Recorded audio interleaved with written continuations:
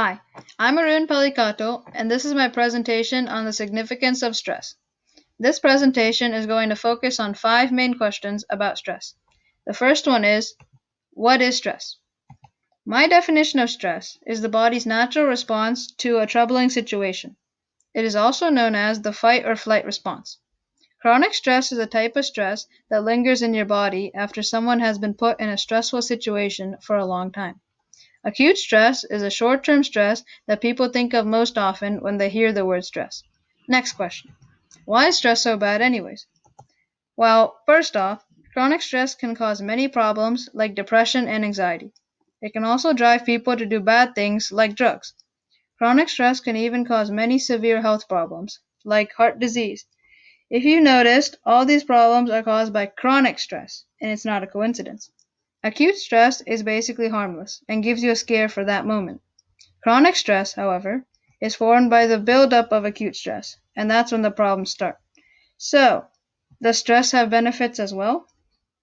The original use of stress was to help the body when it felt threatened and allow it to act appropriately. For example, have you ever not studied for a big test? If you have, then you know that you start to freak out and then you don't feel good. This experience will motivate you to study for the next test.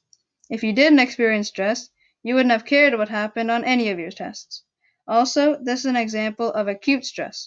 The body is meant to handle acute stress, but when things pile up, the body loses control.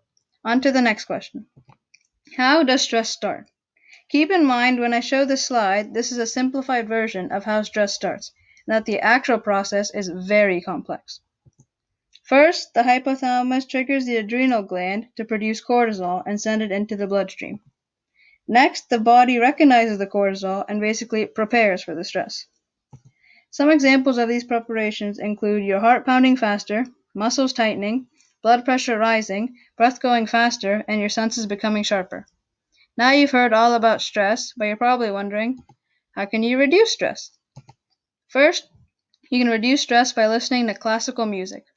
The music should be relaxing, and there's been research showing that loud, obnoxious music, like heavy metal, can have stress-causing effects. Next, you can do some form of art. Really, any type should work for art.